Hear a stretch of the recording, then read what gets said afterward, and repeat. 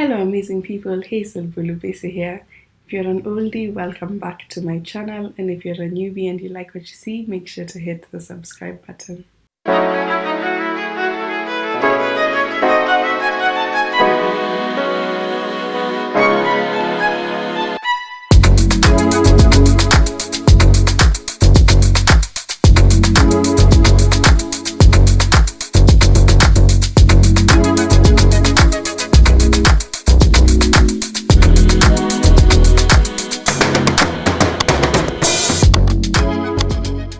So today I'm going to be talking about the process of acquiring a Kenyan medical license once you come back after working for a few years abroad. I had previously made a video on this in regards to if you studied abroad and you're trying to come back and get to work in Kenya. Now this process is almost similar, but it's specifically to people who've worked abroad after med school. First, I'm going to begin by mentioning the steps that you need, then I'm going to go into detail about all the steps. So the first thing you need to do is get all your documents stamped by a commission of oaths. And once you get all that done, then you can go to the Commission of University Education. Here is where you get a certified letter that just confirms your medical degree is legitimate and it's certified. Once you do that, then you go to the Kenya Medical Practitioners and Dental Commission. Here is where you'll get to register for your exam. And once you register and sit the exam, you return there. And if you pass the exam, you have to pass the exam. Once you pass the exam, that's when now go back there to get now your license, and that's it. So now going into the steps, as I mentioned, the first thing you need to do is to get a commission of oath to stamp all your documents. So the documents that require this is one, your KCSE certificate, your living certificate. That's the one that is issued by the NEC, not the one that's issued by your high school. So get that stamped. And that's not also the slip, because I think I made that mistake first time I submitted my KCSE slip instead of my KCSE certificate. So make sure it's a certificate. Then two, another document that will require to be stamped will be your university degree and all your transcripts through the uni. Three, since this bit we say it's someone who's worked abroad, so basically it means you've done internship and you don't need to do internship when you come to Kenya. So you need proof of what you've done. So for example, I worked in the UK and did the foundation program, so that acts as my proof of internship. So I'd give those certificates as proof. And also if you're registered with any other licensing body, another example, I'm registered with the GMC, so I'd give that as my proof that I'm registered and I've been working. So those need to be stamped. Then when you're registering now, if you're going to the Commission of University Education, there's a form, they give you a declaration form. That also has to be stamped by a commission of oaths. So once you get all your documents stamped and you've gotten to this point, you now move to the Commission of University Education. So before you go there, you have to go online. I'll leave the link down in the description box. Go online onto their website, go to the recognition and equation section. Then you have to open an account. Once you've opened an account, you log in and begin the application, which will prompt you to fill in your details, fill in about your university, fill in what you want to get satisfied. Then once you do that, you have to upload all the documents onto the system. Now the documents you're uploading are the ones that have been certified by the Commission of Oaths. So once you upload all that, the people at Commission of University Education will have a look at them, and if they're satisfied by it, they'll reach out to you and tell you, okay, fine, all your documents are okay, and they'll tell you when to come to the office. Before you go to the office, you have to make the payment. It's usually 6,000 shillings for the standard fee. But if you want an expedited fee, it's 10,000 Kenyan shillings. So you pay for that. Once you pay, and I think if you pay for the 10,000 Kenyan shillings, you get your letter in the next 24 hours. And for the 6,000, I think it's in the next 72 hours. So it's not such a big difference. But anyway, once you pay, now you get to go to the office. Their office is on Red Hill on Gigiri sides. Once you get there, you have to go with your original documents. That's the main reason for you going there. So you have to show all your original documents, they'll look at them, and once they're satisfied with that, they'll make a letter for you and get it signed and give it to you, and that's the letter that you require to go with to KMPDC. One thing I'd say, make sure once you get your letter, just make sure you read through it and it has all the correct details. Because I made that mistake as well. I got a letter, it had all my details, but then in the bit where it names your degree, it was the wrong one that was mentioned, which I didn't realize until when I went to KMPDC and they're like, okay, the letter is correct, but the degree mentioned is not what you said you studied. So I had to go back to Commission of University Education. The good thing, they don't charge you anything extra because if they made the mistake, they'll just change it for you. The only thing is probably you'll spend more time just waiting for you to get changed. So make sure you read through your letter and that everything is correct.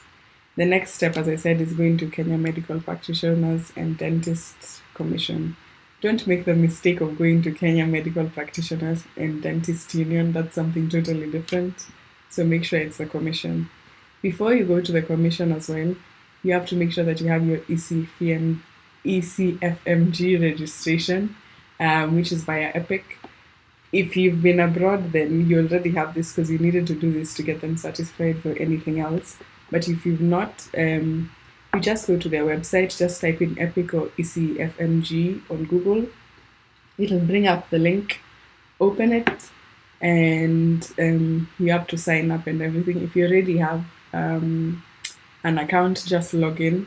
And then once you're there, I'll put it on the screen just for you to see.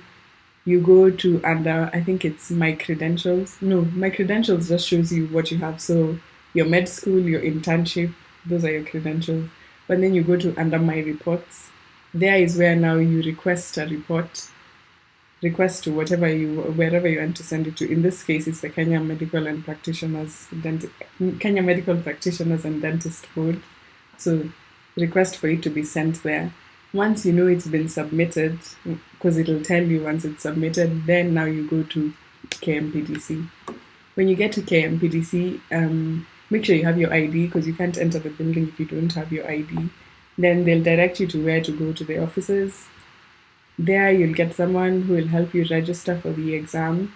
There are certain things you need for the exam before your registration, which are basically what I've told you before, all the documents you require. So your KCSE certificate, your degree and your transcripts, your evidence of internship, and evidence of being licensed with anyone. And then once you have all those together with your originals, you'll be able to register plus your passport and your ID. And I think you also need 2 passport photos as well. At this point, you're able to register. The fee is 55,000 Kenya shillings. So 50,000 is to go to the exam and 5,000 is the application fee. So you register for the exam. In this case, I was told since you worked abroad, so you have internship, it's not a must for you to do pre-internship, which is usually 4 months. So it's up to you if you want to do it or not. You can ask them to give you a letter to go to a hospital to do pre-internship before your exam. They said it's helpful because you get to learn how the Kenyan system works and then sit for the exam, but it's not a must. Then you sit for your exam. What the exam entails is, before we get into that later, before we get into the exam, I think I'll put a screen as well just showing you all the things you require to go with to register for the exam. And I get a lot of questions of people from outside Kenya coming in. I think for them the process is the same. The only difference will be when you're submitting your documents, you'll also have to submit your CV, and you'll also have to submit evidence of a contract from an employer if you have a job offer, that is. But other than that, I think the rest should be the same. I don't know if anything else has changed, but yeah, I think the process should be the same as Kenyans who are coming back. So once you have all that, as I said, now you've registered for the exam. I think the exams take part either twice a year or thrice a year. I know there's one in October, and then I think there's another one in February, so I think it's twice a year. But if I find out more information, I'll update you guys. So it should be either around February and October. The exam entails 2 parts. So of course the MCQ questions, which is general medical questions. So it can range from basic sciences to clinical scenarios. And then you also have the OSCEs bit, which is now taken a day after the MCQs. And I think you have to pass both bits to be able to get your license. If you do fail, you're allowed to take the exam up to 3 times. so that you're able to get your license. I think once, if you don't pass the third time, then you can't really get it. In terms of questions, I remember from my previous video, I was being asked about questions in regards to study material and stuff. To be honest, I'm not sure. So what I've done is I just asked people around, like people I knew who've taken the exam, and people just share with me the materials they had. So I'd say if you really want to study material, just, I don't know, I guess DM me, then I can share with you what I have. In terms of communication with other doctors, there are two WhatsApp groups for doctors who've worked abroad and are now coming to work in Kenya. So if you're also interested in that, I'd ask DM me, because I can't put the details there because anyway it's people's contacts and data privacy. So DM me, and once I can find out a way to figure out that you're genuine, then I can ask the people in the WhatsApp group to add you there. Although I would say since I joined the WhatsApp group, I haven't seen anything being posted there, so there's nothing much that goes on, but still, if you'd be interested, just let me know. In terms of exams, yes, I've talked about what it entails. I'd say study material right now, what I'm using is, yes, what people have shared with me. To pass medicine is really good, so I'd use that to study as well. And I think there's QuestMed as well. It's more UK based questions and how to study for them, but I think it's kind of similar to the Kenyan system anyway. And then I think also just look at all the Kenyan guidelines in terms of everything. So how to deal, the way each, would I say country or each hospital has their guidelines. There are certain Kenyan guidelines, I guess, to deal with TB, Kenyan guidelines to deal with neonatal issues and stuff like that. So just look at all those guidelines as well. That could help. That's basically the summary of it all. So yeah, make sure you get your commission of oaths, all the documents stamped and everything, then move on to commission of university education for your letter, just for it to certify that your course was actually legit, then move on to KMPDC. So I'm still in the process of doing that right now. I've registered for the exam, waiting to sit for it in October. We'll see how it goes. Honestly, I don't know what to expect, but I'm hoping for the best. And once you do that, you automatically get your license. I mean, you have to pass the exam. If you pass the exam, you automatically get your license. And once you get your license, then you can start applying for jobs.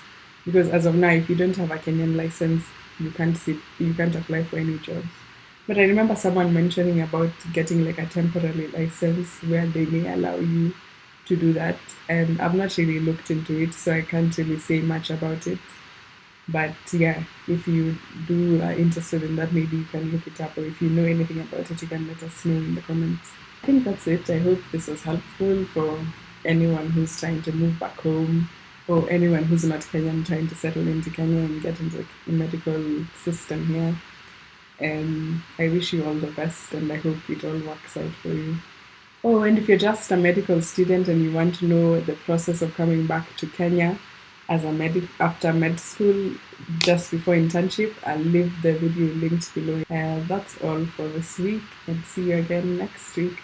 Bye.